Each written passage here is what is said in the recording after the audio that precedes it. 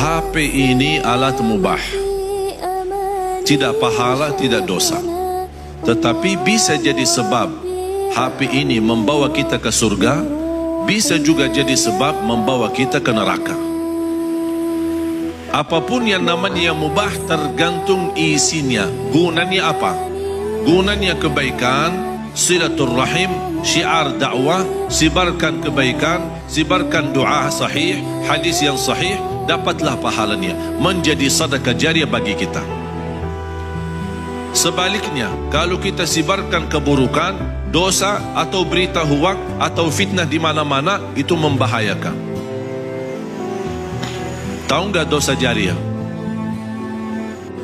Dosa jariah menyebarkan sesuatu yang tidak baik di dalam HP. Orang Islam nggak mau sholat?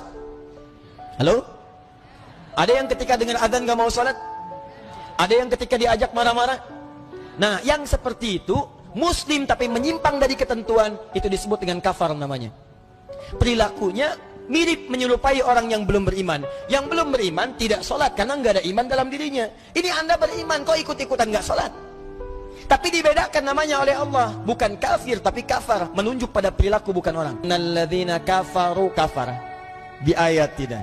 Orang-orang yang kafar, ingkar dari isyarat kami, yang mengaku muslim tapi susah sholat, mengaku muslim gak mau zakat, mengaku muslim banyak maksiat, sehingga ketika ditimbang banyak salahnya dibandingkan solehnya, kami akan tarik ubun-ubunnya. Nusli, tarik ubun-ubunnya. Saufa nuslihim nar, jahanamnya nggak disebutkan. Kami akan celupkan dengan ubun-ubun itu ke neraka.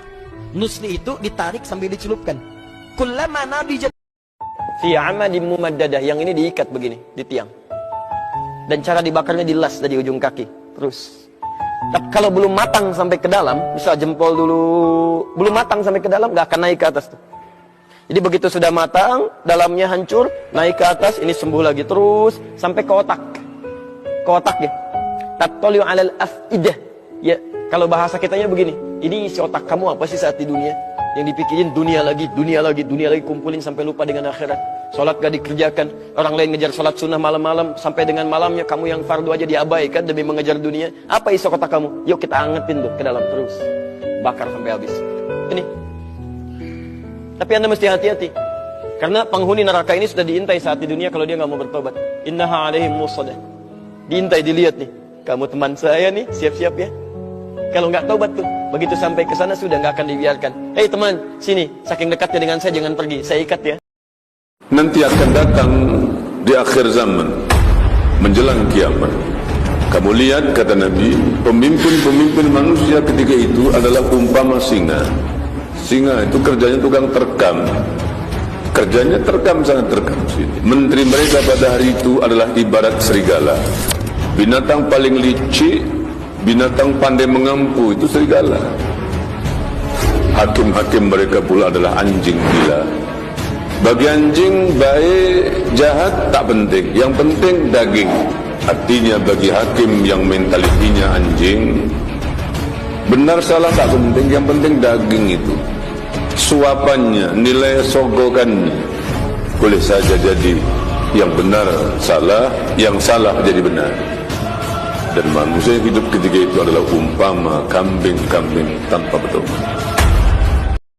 Pertemuan antara kelamin laki-laki dengan kelamin perempuan tanpa nikah, zina, dosa besar, terlaknat. Kau yang pacaran-pacaran ini sampai kau melakukan zina, kau terkutuk dunia dan akhirat. Wala taqrabuz zina innahu kana fahishatan wa sa'a sabila. Jangan kau mendekati zina, karena zina itu perbuatan keji, perbuatan najis yang menjijikkan saudara.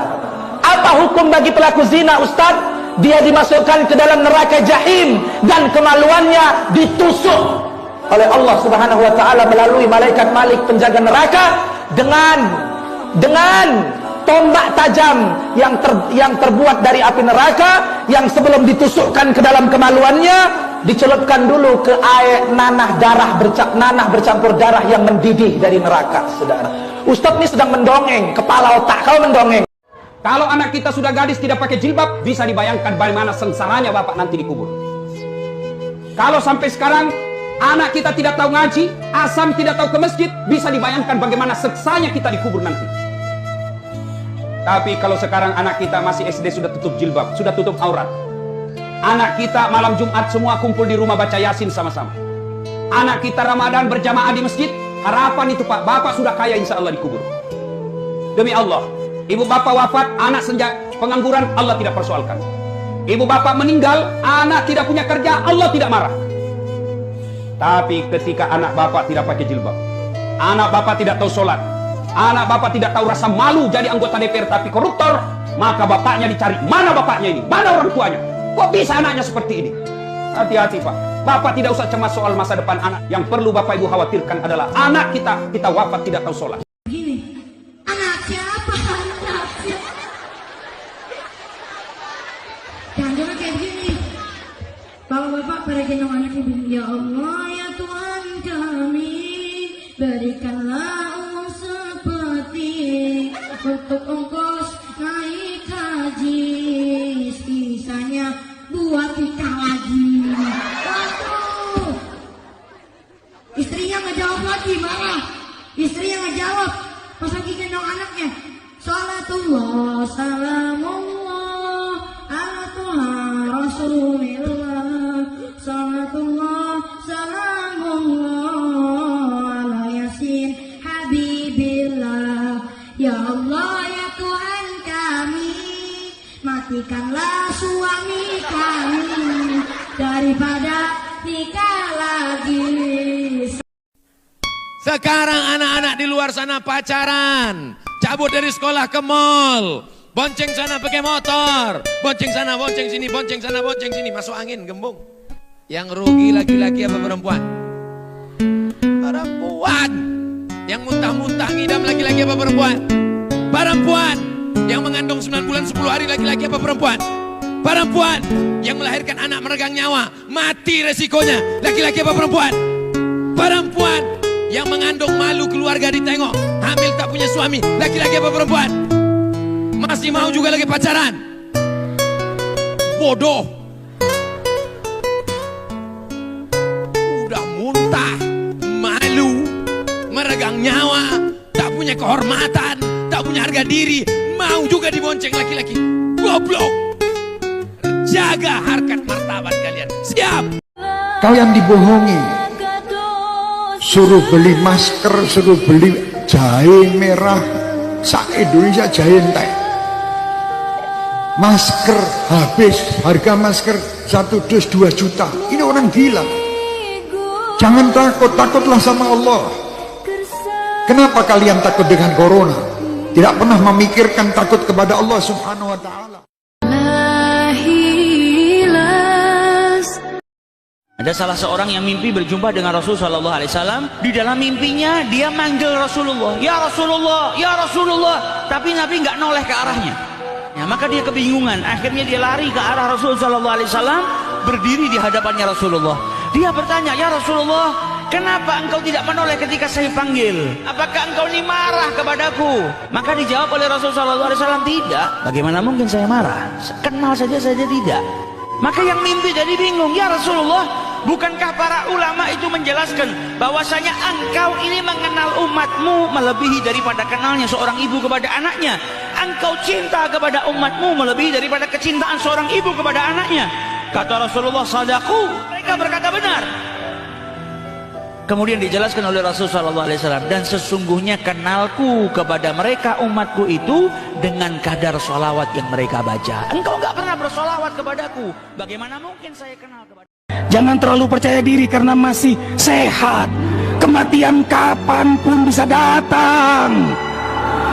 Berdekatan, tidak pernah terduga datangnya. Allah tegaskan dalam kalamnya, walaupun kau membangun benteng yang kokoh dengan para pengawal yang ketat, tetap kematian datang padamu. Innal mautal ladzi tafirruna minhu fa innahu mulaqikum.